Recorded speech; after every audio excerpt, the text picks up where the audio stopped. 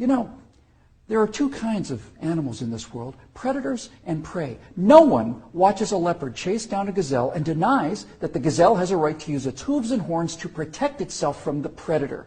But there are people in this room tonight and all across the country who would deny that same right to self-defense to other human beings. Such people seem to think that the way to stop the leopard is to cut the horns off of the gazelle, that by somehow making it easier for the predator will simply go away. My friends, this is insane. When you make it easier for the predator, you get more predators. So let's start with the so-called assault weapons, more properly known as semi-automatic rifles. In 2011, the total firearm murders came to 8,583, according to the FBI. Now, during that time, the total murders committed by rifles, all rifles, not just semi-automatic rifles, were 323. That's 3% of all murders. Hammers and clubs kill half again as many people as rifles. Hands and feet murder twice as many. And knives kill 5 times more Americans than all rifles combined.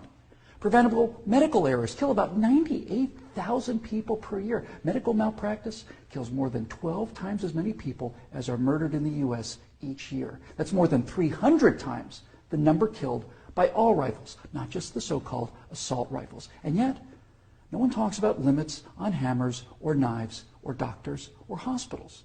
No one does that because the good we perceive from hammers and knives and doctors far outweigh their perceived harm. And yet, studies show that firearms prevent anywhere from 800,000 to over 2 million violent crimes every year. The lowest estimate means that 100 times more violent crimes were prevented with firearms than the total murders committed with firearms. That's 100 times as many. Now, in October of 2007, Amanda Collins was walking to her car after a night class at the University of Nevada at Reno. Amanda had a concealed carry permit for her 9mm Glock that she carried for self-defense. Unfortunately for Amanda, UNR is, like most college campuses, a gun-free zone. So, like the law-abiding citizen that she is, she did not have her gun with her in this gun-free zone when she was attacked by James Bila. Bila raped her on the UNR campus less than 300 yards from the campus police office. He then walked away, and a few months later, this human predator went on to murder 19-year-old Breonna Dennison. Amanda Collins went on to say, quote, "I know, having been the first victim, that Breonna Dennison would still be alive had I been able to defend myself that night," unquote. Therefore, I am directing the virtual Attorney General to aggressively challenge any gun control laws that violate Amanda Collins' right not to be raped and Breonna Dennison's right not to be murdered. You're not forced to abandon your First Amendment right when you enter Chicago or New York, or your Fifth Amendment rights when you walk onto a college campus. As virtual president, I will veto on the spot, without hesitation, but with a great deal of pleasure, any and all attempts to destroy any of the Bill of Rights, of the Constitution of the United States of America. Because, when it's all said and done, the Second Amendment to the Constitution is not there to protect us against criminals, and the people calling for gun control know this. That's why they want gun control instead of crime control. That's why they want laws that, at the stroke of a pen, turn law-abiding citizens into criminals. The Second Amendment is there to protect the American people from tyranny. The Second Amendment is there to protect the American people from politicians. The Second Amendment is there to protect the American people from us.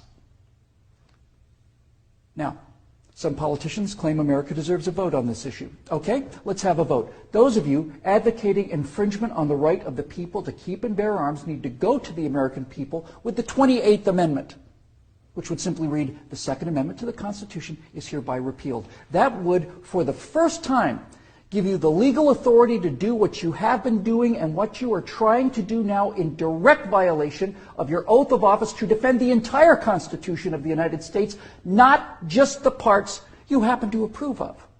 So go ahead, go to the American people and tell them that ultimate power is no longer to be vested in the people who can't be trusted with that power according to you. Tell them only the government can have that power now. You go out there and try to convince the people of the 38 states that you're going to need to get that amendment passed to agree with your opinion of them versus their opinion of you.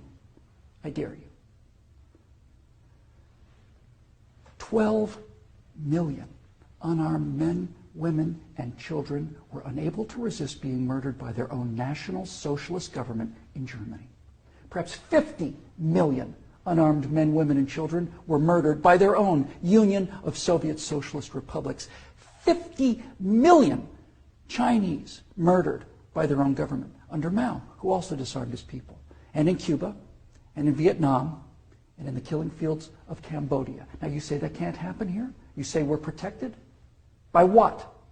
By the Constitution that you're in the process of destroying? You are in violation of your oaths of office by so much as introducing this legislation, let alone passing it. My fellow Americans, the previous inhabitants of this chamber watched as 100 million people were murdered after being disarmed by their own governments. Every single one of those men, women, and children were as real and precious and irreplaceable as the children at Newtown. And I tell you here and now that I will be damned if I will let that happen to the American people.